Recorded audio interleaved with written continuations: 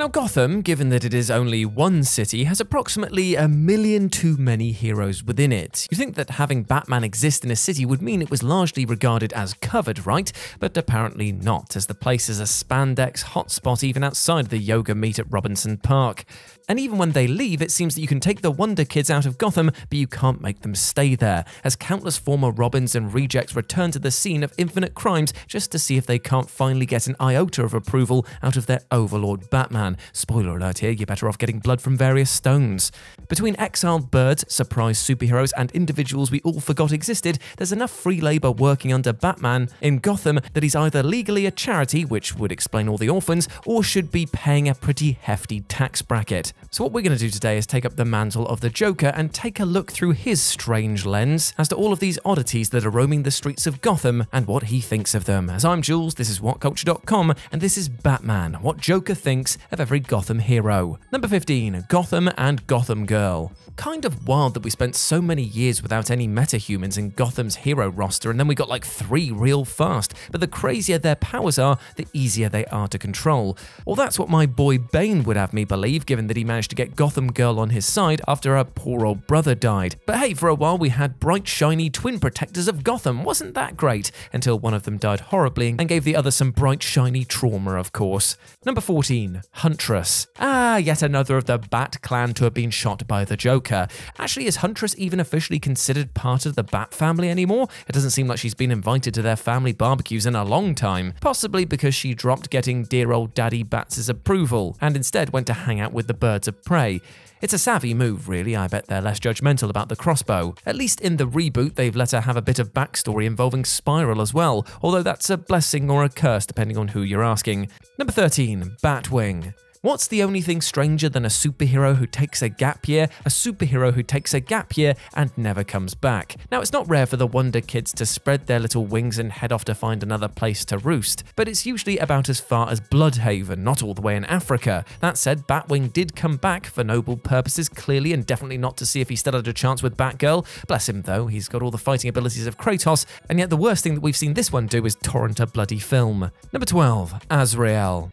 You know how in friend groups there's always that one kid who isn't quite friends with anyone but hangs out with them because they think that there's a chance of getting free snacks from them? Well, that's AZRAEL. Now, the flaming sword is some great phallic imagery for sure, but it doesn't counteract the fact that the guy is a walking time bomb without any villainous interference. And where's the fun in that? If Batman gets offed by some jerk with anger issues and a magic piece of metal, people are going to be a tad disappointed, especially with the new AZRAEL. They just seem to have gotten more and more villainous, even if the armor does get cooler at the same time.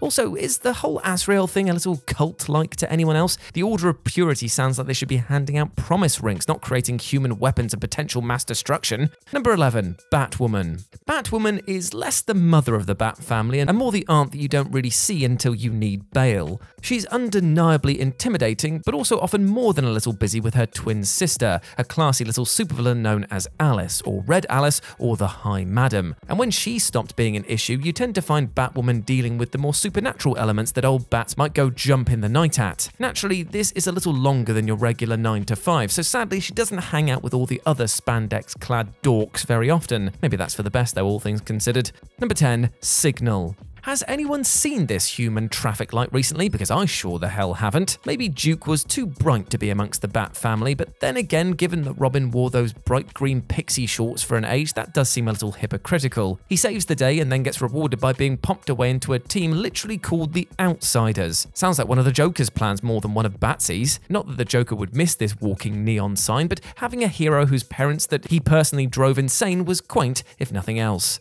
Number 9, Spoiler.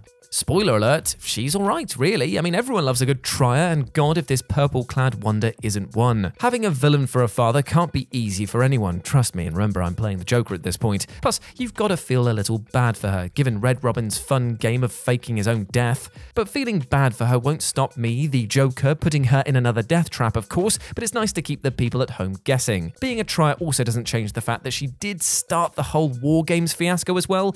Bet that was a bit of an awkward dinner in the Bats household.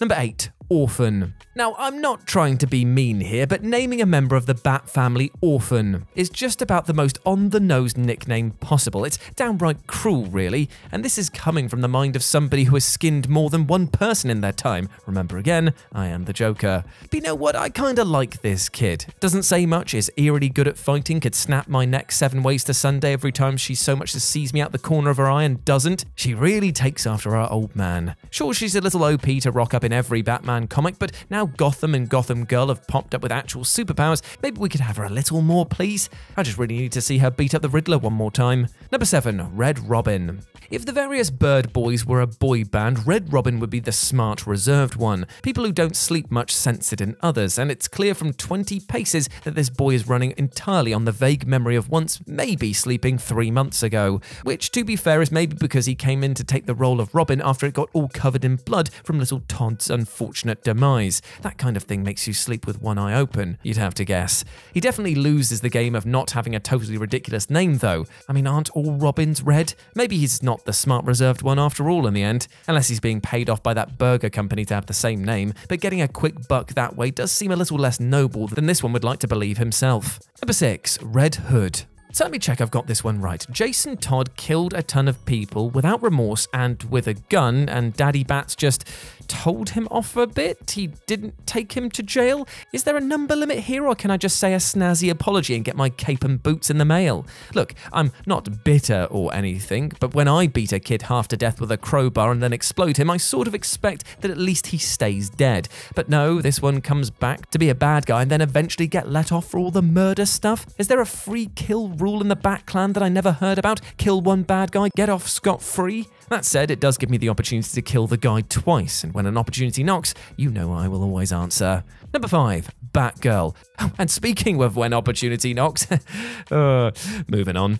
Number 4, Catwoman. Now, I'm not saying that many of my crimes may have been forgiven by Batman if he were, say, I don't know, entirely theoretical, in love with me, but Catwoman suggests that that might very much be the case. Worse still, I didn't even get an invitation to their wedding. Can you imagine the Joker not being invited to this? After all the moments that me and the Dark Knight have shared, I expected to be a best man, not utterly ghosted. This kind of stuff is why so many of the Robins have trust issues, you can be sure of that. Number 3, Nightwing.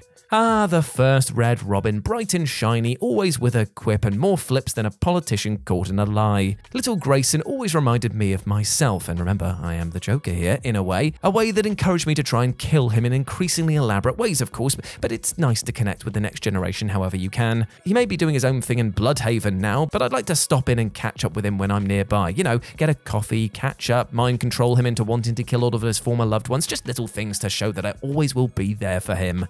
Number 2, Robin. Ah, the baby of the collective birds. Who knew that so much anger could exist in somebody so small? It's nice seeing a sidekick who hasn't lost at least one parent, but then having a mother who's also a mass murderer isn't exactly ideal. However, the murderous rage it's instilled in this pint-sized brat is pretty grand.